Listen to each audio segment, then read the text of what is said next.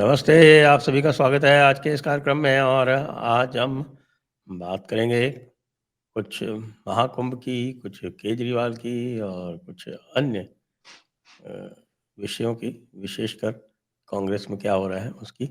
हमारे साथ हैं बाबा रामदास जी। स्वागत कर रहा हूं मैं बाबा रामदास का आज के इस कार्यक्रम में। और आरंभ करने से पूर्व सभी से अनुरोध, कृपया चैनल को सब्सक्राइब कर ले, वीडियो को लाइक कर ले। तो आपका स्वागत है बाबा रामदास जी, जयपुर डायलॉग्स जय पर। श्री राम, जय श्री राम। जय जय श्री राम। और अभी तो कल हम देख रहे थे कि महाकुंभ पूर्ण हुआ। महाकुंभ पूर्ण होने के बाद में एक बड़ा अच्छा एक जेस्चर दिया योगी आदित्यनाथ ने। सारे सफाई कर्मचारियों के साथ बैठ के उन्होंने भोजन इत्यादि किया वो सब। लेकिन ये जो महाकुंभ का ये पूर्ण पारायण हुआ, इससे पता नहीं क्यों जो राजनीतिक पार्टियां हैं उनमें खलबली है। ये तो पूर्णतः एक धार्मिक आयोजन था। एक धार्मिक आयोजन को लेके इतना विद्वेष, इतना जहर, ऐसा क्या इस बार हो गया कि वे पूर्ण कुंभ को लेके इतनी राजनीति कर रहे हैं, विशेषकर विपक्ष कर रहा है। सर बात यह ना कि विपक्ष भी कुंभ की सफलता को योगी आदित्यनाथ और बीजेपी की सफलता मान रहा है। इसलिए उनको इस कुंभ से आपत्ति है कि बीजेपी इसको अपनी एक सफलता, अपनी एक उपलब्धि के रूप में प्रेजेंट कर रही है। करना भी चाहिए, क्यों नहीं करेंगे। भाई, आपके घर में इतना बड़ा आयोजन सफलतापूर्वक संपन्न हो गया, जिसकी धमक, जिसकी गूंज पूरी दुनिया ने सुनी, पूरी दुनिया ने तारीफ की। और अनबिलीवेबल नंबर्स, जो नंबर्स आ रहे हैं सर, वो किसी के लिए भी अनबिलीवेबल हो सकते हैं। अब तक 67 करोड़। कल मैं एक मित्र से बात कर रहा था, वो कह रहे थे कि अभी भी ये मेला ऑफिशियली संपन्न हो गया है, पर भैया उठते उठते उठेगा और अभी होली तक ऐसे ऐसे ही रौनक रहेगी। क्योंकि अभी तो ऐसे बहुत से लोग हैं जो दो don't want to miss this chance.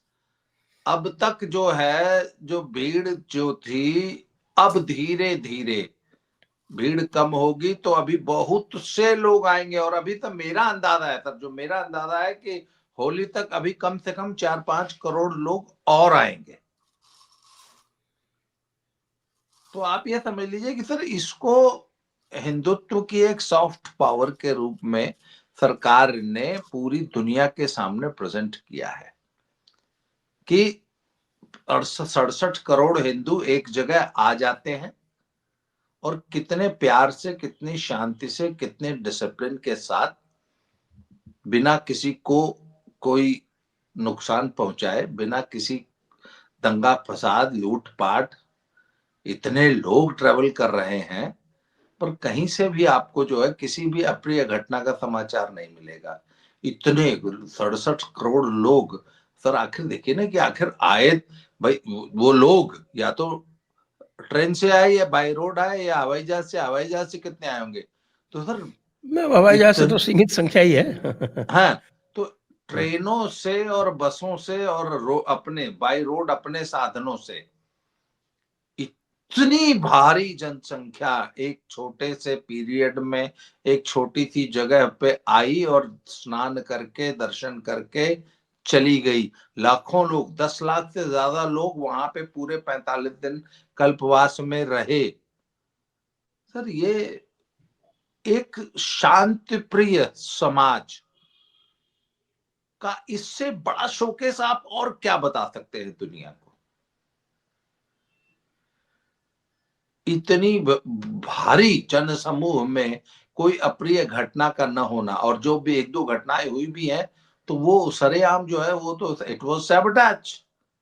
बाकायदा उसको सैबोटेज किया गया, वो तो एक वो षड्यंत्र के तौर पे कराई गई थी।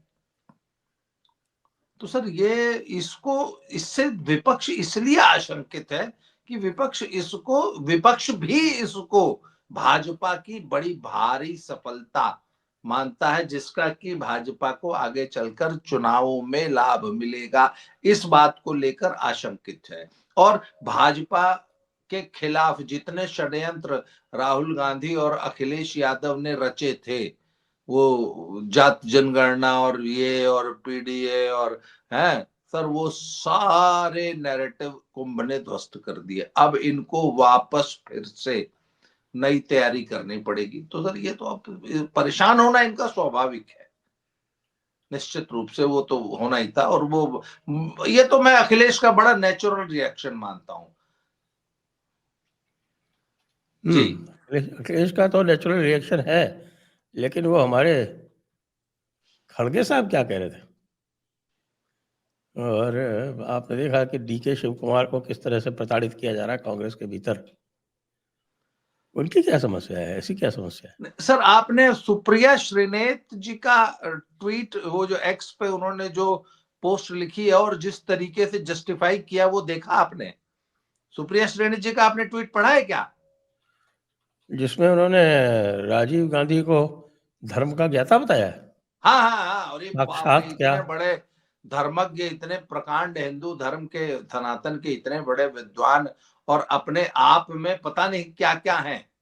हम्म और और उनको वो पता तो है कि साहब की मन चंगा तो कटौती में गंगा। हाँ, अच्छा, उधर खड़गे साहब कहते हैं कि मैंने तो खुद गांधी परिवार के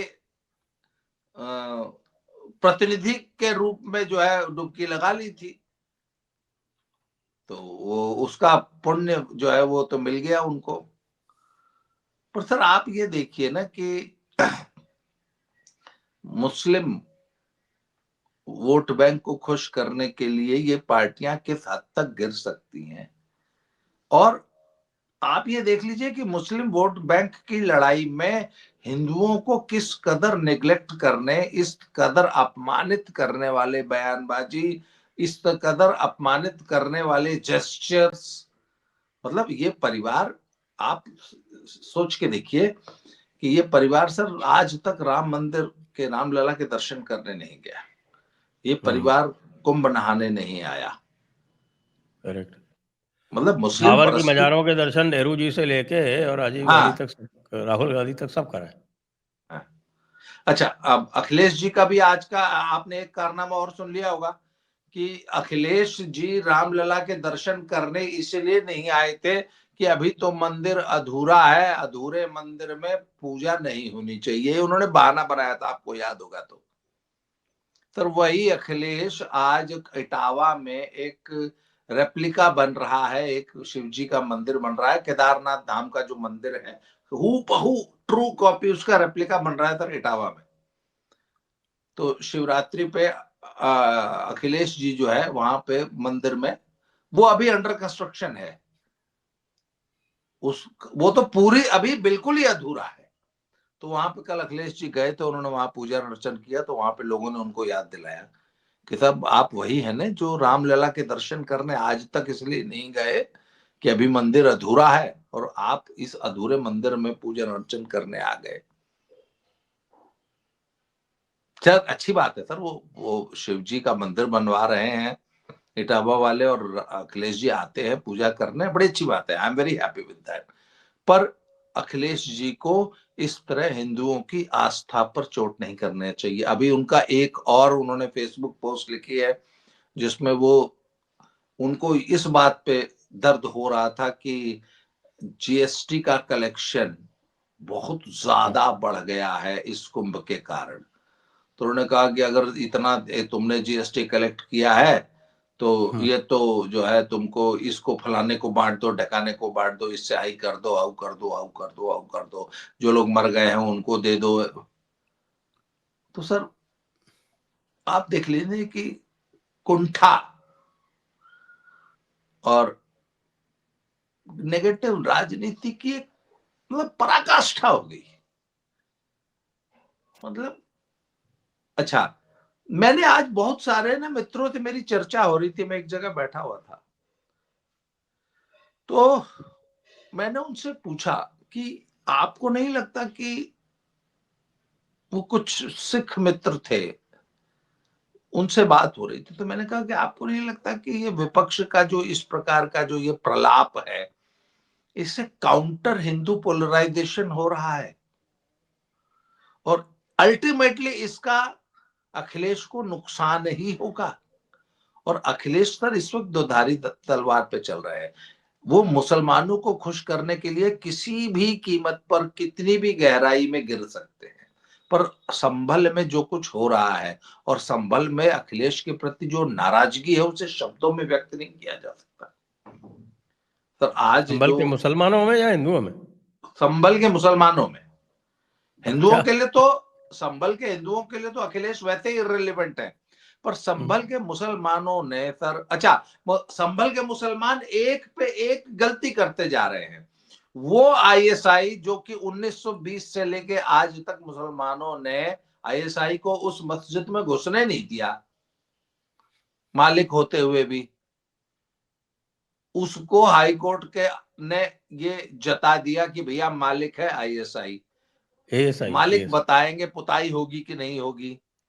हाँ, मालिक गए, एएसआई, आईएसआई नहीं, एएसआई। हाँ वह एएसआई, तो मालिक है हाँ। एएसआई। मालिक गए, मालिक ने मुआयना किया, बोला कोई पुताई की जरूरत नहीं है, कुछ नहीं है, बल्कि तुमने ये जो इस स्ट्रक्चर को डैमेज कर दिया है अपनी मर्जी से रेनोवेशन करा के, इसलिए आप सिर्फ वहां पे थोड़ी सी एक दो जगह झाड़ियां उगाई है, एक दो जगह घास हो गई है, एक दो जगह छोटा छोटा पैच वर्क है, वो कराओ, कोई पुताई नहीं होगी। और एएसआई ने वहां पे बता दिया कि मालिक हम, इस इस मस्जिद के मालिक हम हैं। तो सर बात है ना कि अब मुसलमान ये कह रहा है संभल का कि ठीक ठाक चल रहा था, पूरे संभल पे हमने धीरे धीरे कब्जा कर लिया था, बहुत सही चल रहा था, तुमने ये पत्थरबाजी और ये तमंचा फायरिंग करा के पूरा संभल हमारे हाथ से निकलवा दिया। आज की तारीख में मुसलमान वहां इतना आशंकित है, इतना डरा हुआ है कि कब किसका घर खुद जाएगा, कब किसके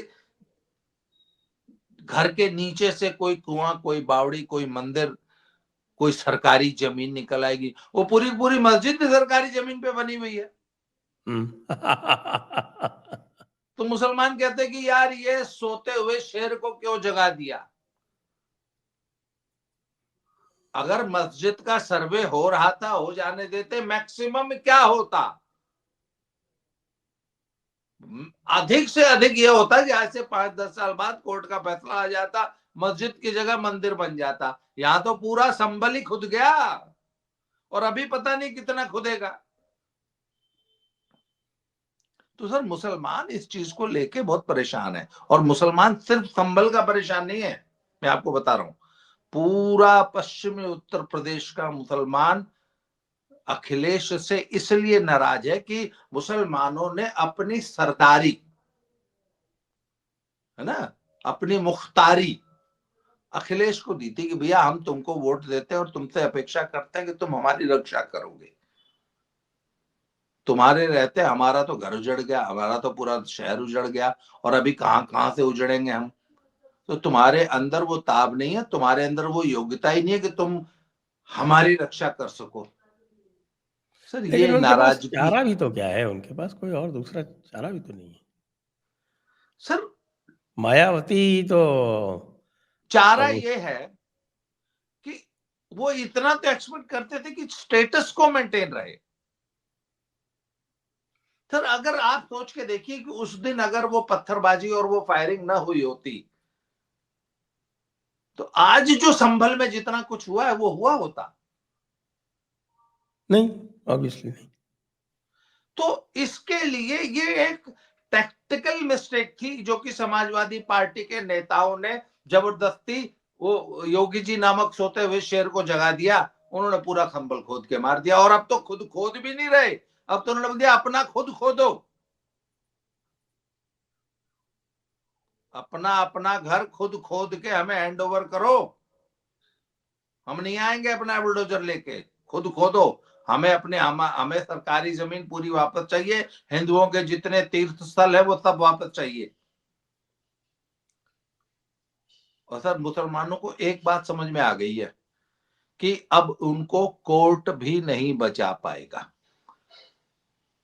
कोर्ट तो सिर्फ मस्जिदों पर ही तो स्टे देगा। जो सरकारी जमीन पे और हिंदुओं की जमीनों पे जो कब्जे हैं, जो शामलात की और वो जो जिसको नजुल की जमीन कहते हैं, उन पे जितने हजारों हजारों लाखों प्लॉट्स पे जो कब्जे किए हैं मुसलमानों ने, वक्फ की पता नहीं कितनी 1.25 लाख प्रॉपर्टी थी, जिसमें से 1,12,000 प्रॉपर्टी का कोई कागज ही नहीं है। यही तो ओवैसी भाईजान रो रहे हैं। हाँ और वो कैबिनेट ने उसको पास भी कर दिया, अमेंडमेंट को, हाँ, और उसका नाम भी इनको चढ़ाने के लिए उम्मीद रख दिया। उम्मीद रख दिया।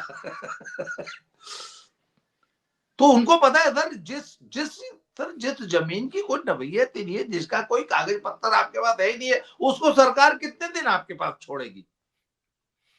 और आपको सुप्रीम कोर्ट अगर बचाना भी चाहे तो कैसे बचा लेगा? आप सुप्रीम कोर्ट में जाएंगे कि साहब हमारी जमीन है, तो कहेगा सर मुझे तो लगता है कि बिना कागज के तो पिटीशन फाइल ही नहीं होती होगी। आखिर कुछ तो आपकी पिटीशन सुनने लायक है कि नहीं है, इसके लिए भी तो एक फाइल बनती होगी ना, उसमें कुछ कागज तो लगते होंगे। इनके पास जब कोई कागज ही नहीं है तो ये क्या लेके जाएंगे कि साहब योगी जी हमारे 1.25 लाख प्लॉट जो है वो छीन रहे हैं, सुप्रीम कोर्ट साहब बचा लो। तो सर इस मुसीबत में फंसाने के लिए कौन जिम्मेवार है? सर यूपी में इसका नजला अखिलेश पर ही गिरेगा। तो राहुल फिर तो बहुत क्या जूनियर होगा? पार्टनर है। क्या होगा आगे? क्या सर मायावती आगे और कुछ नहीं कांग्रेस होगा। मिलेंगे? आगे 2027 में बाबा फिर जीत के आएंगे, पहली बात, और थंपिंग मेजोरिटी से जीत के आएंगे। और अगले 5 साल तक बाबा एक एक इंच जमीन रिकवर करेंगे, रिस्टोर करेंगे। जो हिंदुओं की हड़पी हुई है वो हिंदुओं को रिस्टोर करेंगे, जो सरकार की है उसको सरकार को लौटाएंगे। और मुसलमानों को एक मैसेज ये जाएगा कि कायदे में रहोगे तो फायदे में रहोगे, अगर इसी तरह पंगे लोगे तो सुप्रीम कोर्ट भी नहीं बचा सकता, क्योंकि आपके जमीन पे, आपके पैर जमीन पे नहीं है। You don't have any papers. तो सब ये पंगे बात लेना तो मुसलमानों आवश्यक है। को समझा दी गई है, सब बड़ी किताब में संभल ने लिखा हुआ समझा है। दी है। बड़ी किताब में लिखा हुआ है कि पंगे लेते रहना है, तंग करते रहना है, जितना तंग करोगे उतना अल्लाह खुश होगा, लिखा हुआ है। नहीं सर, वो रेफरेंस बता किताब, देता हूँ, सूरत अत-तौबा 120 9.120 कुरान पाक। और इसी से चलते हैं। जितने आप जो है ना वो देखते हैं ना, आपके हैरान करते हैं, न्यूसेंस क्रिएट करते हैं, तंग करते हैं, उसमें लिखा जी हुआ है तंग करो, जितना तंग करोगे उतना अल्लाह खुश होगा, तुम्हें तुम्हारे नाम पे नेकी लिखेगा। तो वो नहीं बड़ी सर, पर किताब कैसे उसमें छोड़ देंगे? हाँ, बड़ी किताब कैसे छोड़ेगा मुसलमान? फिर तो मुसलमान ही नहीं रह जाएगा, फिर तो घर वापसी करने लगेगा, जैसे बहुत सारे लोगों ने कर ली इस बार कुंभ में। नहीं तो सर घर वापसी के सिवा कोई ऑप्शन नहीं है। और आप देख लीजिएगा सर, घर वापसी तो बगैर प्रेशर बनाए होगी नहीं, ये और भी बात सही प्रेशर है तो आपकी, ऐसे ही बिल्कुल सही बनेगा। बात है। सर इन्होंने हिंदू धर्म भी तो छोड़ा था, तो प्रेशर में ही छोड़ा था ना। और प्रेशर में बकल करने वाली कौम है, हारी हुई कौमों का मजहब है। इनको आप हरा दीजिए, ये वापस आ जाएंगे। सिंपल फंडा है सर।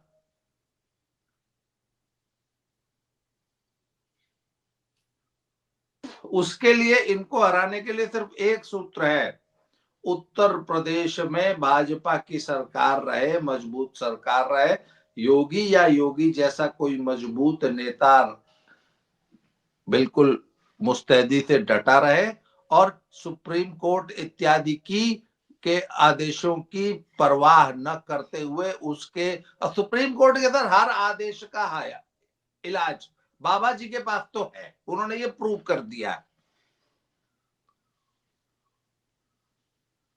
बस ठीक है। अच्छा, मुसलमान सर इस बात को समझ रहा है और वो हताशा निराशा मुसलमान की जो है, और अखिलेश से नाराजगी, मैं एक बात कह रहा था कि राहुल गांधी अभी भी जूनियर पार्टनर है। अच्छा, राहुल गांधी ने एक स्पष्ट कर दिया है कि वो अखिलेश के साथ अब मिलकर चुनाव लड़ने में बिल्कुल इच्छुक नहीं। वो क्या पता आखिरी वक्त में फिर साथ आ जाए। सर आखिरी वक्त में अगर साथ आएंगे भी तो जूनियर पार्टनर बन के नहीं आएंगे, वो इनसे मांगेंगे बराबर की सीटें। इतनी तो औकात भी तो होनी चाहिए इतनी। सर वो अलग बात है, वो कुछ भी है, पर राहुल गांधी, अभी राहुल गांधी की जो सर चल रहा है ना, जिस अग्रेसिव तरीके से वो कांग्रेस को रीबिल्ड करने की कोशिश कर रहे हैं, और राहुल गांधी सर कांग्रेस की जो निकम्मी नकारी निखिद्ध पार्टी वाली जो इमेज बन गई थी ना, मुझे लगता है कि राहुल उस स्टीरियोटाइप को ब्रेक करने की कोशिश कर रहे हैं कि नहीं, मैं कोई बकलोल किस्म का पप्पू नहीं हूं, मैं बहुत आक्रामक एग्रेसिव नेता हूं। वो जो उनकी पप्पू वाली इमेज है उसको तोड़ने की कोशिश कर रहे हैं, और इन नेताओं का नाम उन्होंने रख दिया है स्लीपर सेल। ये भाजपा के स्लीपर सेल है, जिनको ये साइडलाइन कर रहा है ना। तो सर जिनको टारगेट कर रहा है वो तो उनका तो बेस है, डीके शिव कुमार का एक बेस है, आपके शशि थरूर का कम से कम उनकी कॉन्स्टिट्यूएंसी में तो एक बेस है, सर यूथ में बेस है। डीके शिव कुमार तो वाकई बड़ा नेता है, वो तो कर्नाटक में इनको खा जाएगा। और आप समझिए ना कि डीके शिव कुमार ने भी जो ये पीछे जो उनका कुंभ में आना और प्लस उनका शिवरात्रि में के कार्यक्रम में जाना, उनका जग्गी वासुदेव सदगुरु के से मिलना जुलना, अमित शाह के बगल में बैठना, तो वो तो उन्होंने तो कुछ छुपाने की जरूरत समझी नहीं। वो तो जो कर रहे हैं सरेआम कर रहे हैं, ना उन्होंने अपनी पार्टी हाईकमांड की परवाह की है। तो मुझे नहीं लगता कि ये इस प्रकार का जितना भी ये एक नया G23 जो कांग्रेस में बन रहा है, राहुल इसको कैसे हैंडल करेंगे या क्या पार्टी का संगठन बनाएंगे, मुझे तो समझ में आ नहीं रहा। अच्छा, हरियाणा में अभी भी ये हुड्डा को टच करने की पोजीशन में नहीं है। सब कुछ करने के बाद हुड्डा अब भी इनको आंखें दिखाता है। हुड्डा को छूने की अभी इनकी हिम्मत नहीं है। तो सर ये इस काम को भी करेगा तो आधे अधूरे मन से ही करेगा, पर इतना तय है सर कि यूपी में कांग्रेस जो है अखिलेश यादव के लिए मुसीबत बन रही है, और मुसलमानों के लिए एक विकल्प के रूप में पार्टी उभरेगी, 2027 में पक्का उभरेगी। और मुसलमानों का देखिए अब क्या रुख होता है, क्योंकि अगर आजम खान, जैसा कि बताया जा रहा है, अगर आजम खान कोई स्टेप लेते हैं तो चंद्रशेखर रावण, आजम खान, कांग्रेस, ओवैसी इत्यादि सब लोग मिलके एक थर्ड फ्रंट मैं तो यूपी में बनता हुआ देख रहा हूं, और अखिलेश यादव पूरी तरह अलग थलग पड़ जाएंगे। और यदि अखिलेश यादव के कुल वोट बैंक का, टोटल वोट बैंक का 2 से 3% भी अगर खिसका, दलितों का और मुसलमानों का अगर युति बनी और अगर 2 से 3% भी खिसका, तो 2027 में अखिलेश का एकदम सुपड़ा साफ हो जाएगा। मिल्कीपुर में तो यादवों वाला ही वोट बैंक इनका खिसक गया था। बिल्कुल। और सर कुंभ में जो यादवों की जो मैंने अपने गांव में पता लगाने की कोशिश की कि भाई, क्योंकि हमारा जो एरिया है डिस्ट्रिक्ट गाजीपुर में, वो यादव बहुल है पूरा चारों तरफ। तो मैंने कुछ ऐसे समाज में कुछ ऐसे लोग जो कि उठते बैठते हैं समाज में, या जो जिन उनसे मैंने पूछने की कोशिश की कि भैया यादवों का क्या एटीट्यूड रहा कुंभ के प्रति। तो कहते हैं जो एकदम कट्टर सफाई भी थे ना, वो कुंभ को लेके न्यूट्रल थे, और गांव से बसें भर भर के, गाड़ियां भर भर के लोग कुंभ नहाने गए हैं, और जब वापस लौटे हैं तो मतलब उन्होंने पूरी व्यवस्था की बड़ी भूरी भूरी प्रशंसा की है।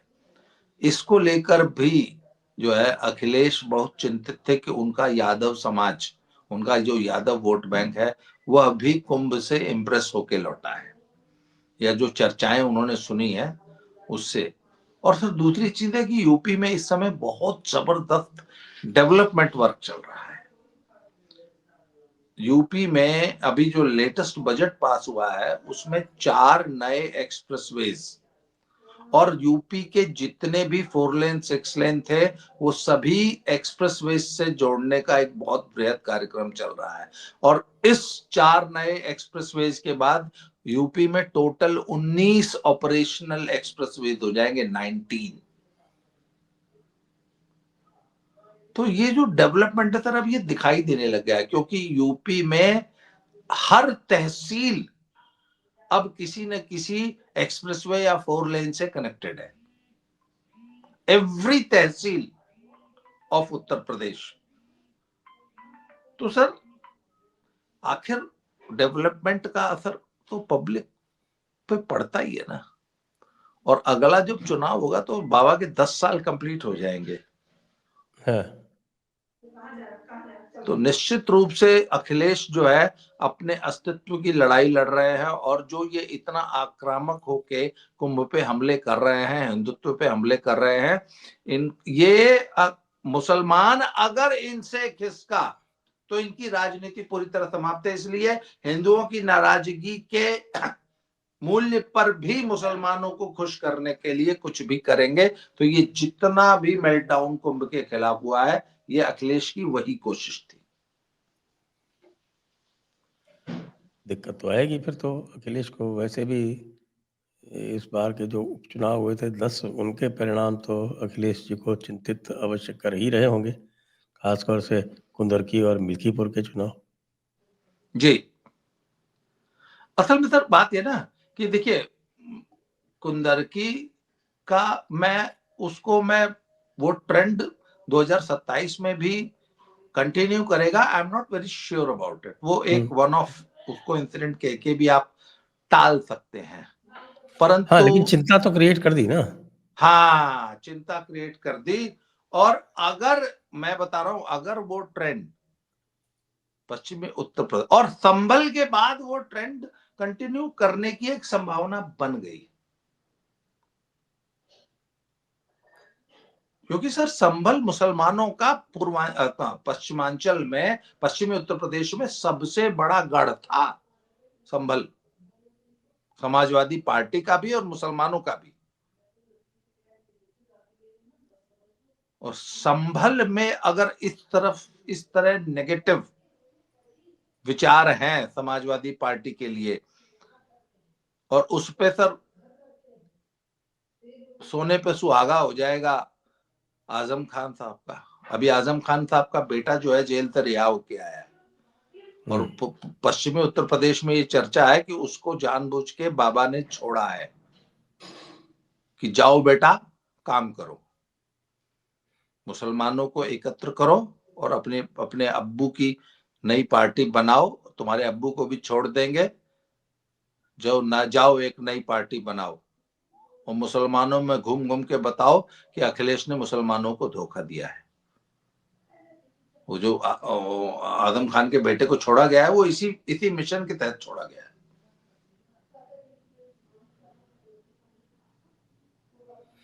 बिल्कुल, जी बिल्कुल, बिल्कुल, बिल्कुल सही है। अच्छा, और एक और आपके नज़दीक हैं, एक मिस्टर केजरीवाल नाम के एक जीव हैं।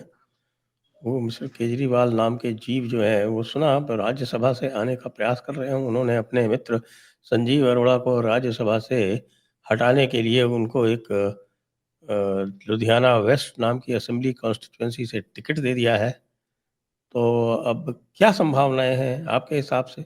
और केजरीवाल जी राज्यसभा में आने के लिए इतने आतुर क्यों हैं? सर ये बहुत दूर की कौड़ी है। पहली बात तो, एक तो अभी तुरंत तो कोई उपचुनाव होने नहीं जा रहा है। चुनाव होना है सर जून जुलाई में, पहली बात। दूसरी बात है कि वो सीट जो लुधियाना वेस्ट है सर, वो बहुत ही फंसी हुई सीट है। पिछले लोकसभा चुनाव में कोई 42 या 44 हजार वोट भाजपा वहां से लेके निकली है, नंबर 1 पार्टी है। उस सीट पर भाजपा लोकसभा में नंबर 1 पार्टी बन के निकली है, पहली बात। दूसरी बात है सर, वो सीट जीत भी जाएंगे संजीव अरोड़ा, इसकी कोई गारंटी नहीं है। और संजीव अरोड़ा ने कुछ 100 करोड़ रुपया दे के राज्यसभा की सीट खरीदी है, और ये मान के चल रहे थे कि भैया वो 6 साल का अपना टेन्योर पूरा करेंगे। और Sanjeev Arora is basically is not a politician, he is a businessman.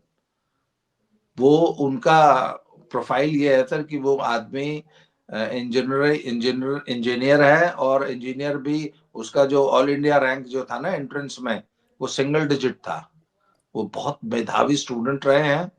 उसके बाद उन्होंने अपनी कंपनी खड़ी की, फिर विदेश चले गए, विदेश से आए, बहुत बड़ा एक एम्पायर खड़ा किया। उसके बाद वो एक बहुत बड़े बिल्डर हैं पंजाब के, और बड़े बड़े इंडस्ट्रियल एरियाज डेवलप करते हैं। और उन्होंने तो जो 100 200 300 करोड़ रुपया दे के राज्यसभा की सीट खरीदी है, वो 200 300 करोड़ के 600 करोड़ बनाने के लिए खरीदी है। वो सिंपली एक मनी बैग है।